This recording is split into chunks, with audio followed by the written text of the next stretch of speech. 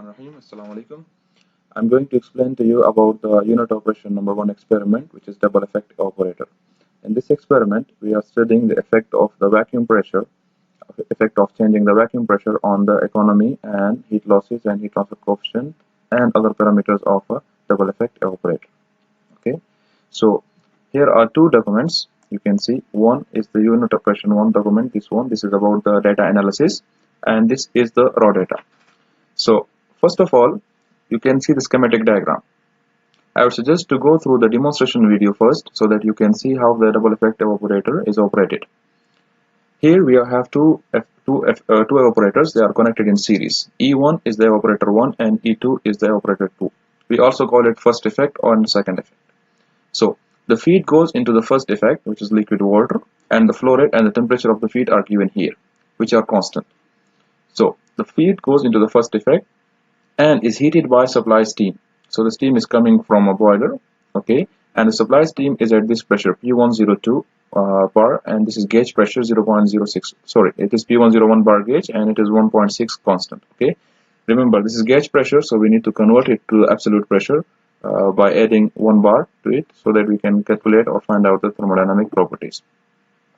So coming back to the point, the feed goes into the first effect, is heated by supply steam and is converted into vapors. We call it V1 or MV1 here, and some liquid product which goes into second effect. Now the second effect is under the vacuum, which we will be changing during the course of the experiment. So the vapors that are produced in the first effect are used as a heating medium in the second effect and are condensed here. So the liquid that goes into the second effect is converted again into liquid, which we condense it later on, and they are called distillate or MV2 and the liquid product. Okay, in the measurement we measure the feed flow rate, as I said to you here, feed flow rate. We know the steam condensate. This steam is saturated steam, so we only care about the amount of steam that is condensed. So the latent heat goes into the system. Okay. Similarly, the product or the condensate of second effect is collected and it is mentioned here, volume of the product. This volume of the product is the steam condensate of second effect, or in other words, it is the vapors from the first effect, and the flow rate is given here. Okay, the distillate we collected and the distillate flow rate, which are vapors from the second effect, is given here. Similarly, the cooling water for the condenser is given here, it's 250 liters per hour. Now, the material balance is very simple. We know the feed flow rate. It is converted into V1 and L1. Since we know V1 already, so we can find out ML1, which will be equal to MF minus MV1. Similarly, for the second effect, we know ML1, we know MV2, and we can find ML2 by just simple subtraction. Okay. In this data, you can see, let me just go through it quickly. So we know supply steam pressure, we know the pressure inside the first effect, which is almost constant, atmospheric pressure, and we know the temperature of the first effect, again it is constant. In the second effect, we are changing, as I said earlier, we are changing the vacuum. So we are increasing the pressure. We start with the minimum pressure or the highest vacuum, which is minus 0.5 bar nearly, and then we increase it by increment of 0.5 bar, minus 0.45, minus 0.4 and minus 0.35 bar respectively. So we have 1, 2, 3, 4 runs of the experiment. The flow rates here recorded are mLs per 5 minutes. So it is 620 ml per 5 minutes. Similarly, for the vapors of the first effect are 490 ml per 5 minutes and 300 ml per 5 minutes of the second effect respectively. These volumetric flow rates can be converted to mass flow rate by just using the density of liquid water. Okay.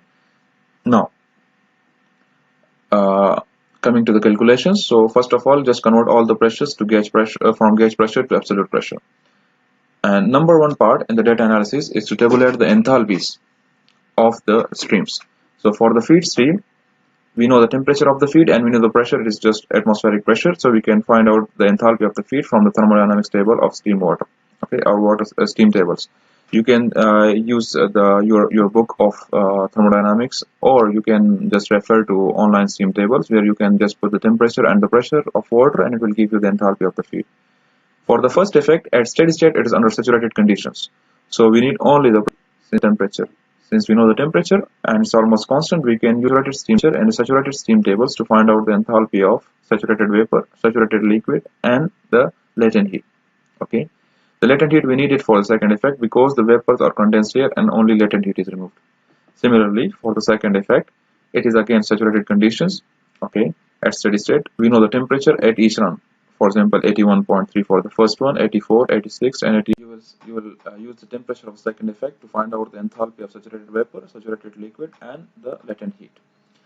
For a supply steam, we know only the pressure of the supply steam, but we know that it is saturated. So it is 1.6 gauge pressure. If you add 1 to it, it will be 2.6 bar absolute. And you will use saturated steam table based on the pressure to find out the latent heat of the supply steam, this one.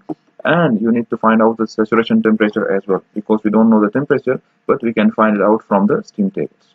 Okay. Once you fill the enthalpy table, then the rest of the part is easier. Okay. Number two, we want to find out the capacity of each effect. Okay, capacity is defined as the vapor produced in unit time. So it is very simple. We don't need to calculate anything because we already know the parameters. For example, the vapors that are produced in the first effect are basically V1, and we know it. So we just convert this parameter, which is here, vapors of the first effect, here, volume of the product. You convert it into kg per hour, and this will be the capacity of the first effect. Similarly, the capacity of the second effect, you know it as for in form of the distillate. Okay, you convert these volumetric flow rates into mass flow rates, and the overall capacity will be summation of both capacities. And you can plot C1 and C2 against the steam pressure, against the vacuum pressure, which is P103. So you will plot capacity 1 and capacity 2 against the vacuum pressure, and you will comment on your results, like how the vacuum pressure is affecting the overall capacity and the single capacities of the system. Number 3 is to find the relationship between steam condensate and the vacuum pressure. So you know steam condensate here from the first effect, this one, and you know the steam pressure, the vacuum pressure here. So you just draw a line between these two variables, and you see if there is any relationship between them or not, and comment on your results. Number 4 is to find out the heat removed in the condenser. So for the condenser, we know the cooling water inlet, the temperature of the cooling water inlet, and the exit cooling water temperatures. Okay, so we know delta T. We know the volumetric flow rate of the water, okay, which is 250 liters per hour. You convert it to mass flow rate. So QC, the heat removed in the condenser, will be equal to mCp delta T. And then you plot QC against each vacuum pressure. So you find the heat removed in the condenser and each run, and then plot the heat removed in the condenser against the vacuum pressure. Number 5 is to find out the economy of each effect. Okay, the economy is like the amount of heat or the fuel consumed to produce certain amount of vapors. Okay, it's a relationship. So for the first effect, it is very simple or very clear. We can see that these are the vapors that are produced, and the fuel or the steam that is used to produce these vapors is basically M0. Okay, so the economy of the first effect will be the ratio of the vapor produced by the steam consumed, which is MV1 or M0. Very clear.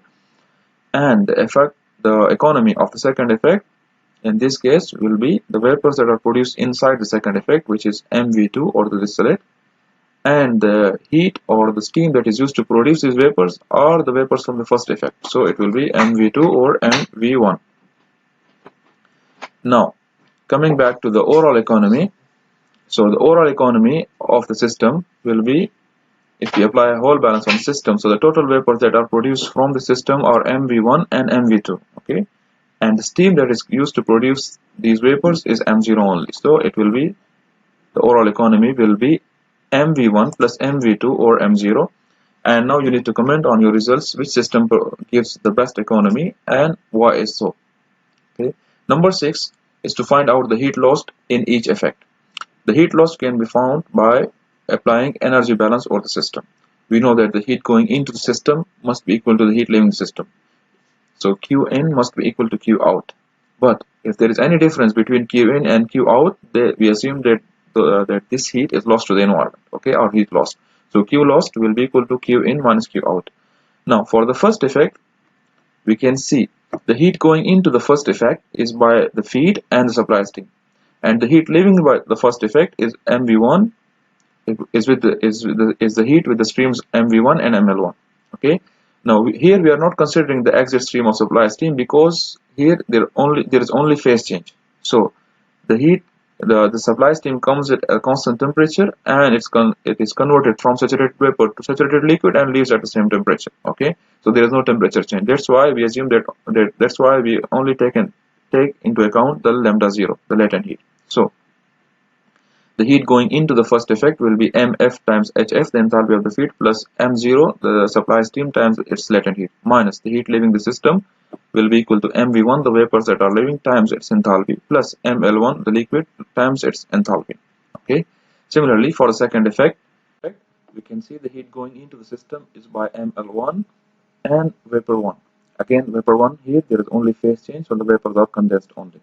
And the heat leaving the streams are the distillates and the liquid product. Okay, so applying the same balance, QL2 will be equal to ML1 times HL1 plus ME1 times lambda 1, which is the latent heat, okay, minus MV2 times HV2, the heat leaving by the heat that is taken away by the second stream, which is the vapors from second effect, plus ML2 times HL2, again by the liquid stream. Here, just like the first effect, we are not considering the stream because there is only phase change, there is no temperature change here. So these are saturated vapors, they come here and they are condensed and transfer its heat. Okay, so you found you will calculate the heat loss in the first effect and the heat loss in the second effect, and you will find the relationship between the heat loss against the vacuum pressure. The last part in this calculation is to find out the heat transfer coefficient, or the overall heat transfer coefficient. Here we can safely assume that Q equal to UA delta T. Okay, we are given the area here.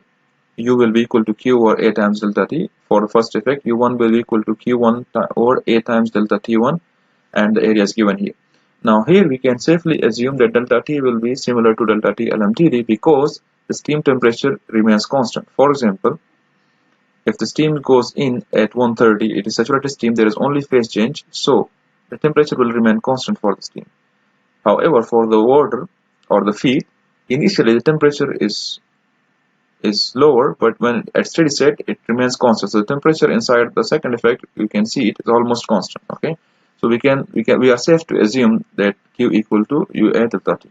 Okay, so the heat transfer heat transfer coefficient for the first effect will be the heat transfer, which is m0 lambda 0. Here we assume that all the heat goes into the system divided by area, which is 0.5 m square, and the temperature difference delta T in this case will be the steam temperature, which we find out from the steam tables, T set, this one, minus the temperature inside the first effect, which is a constant.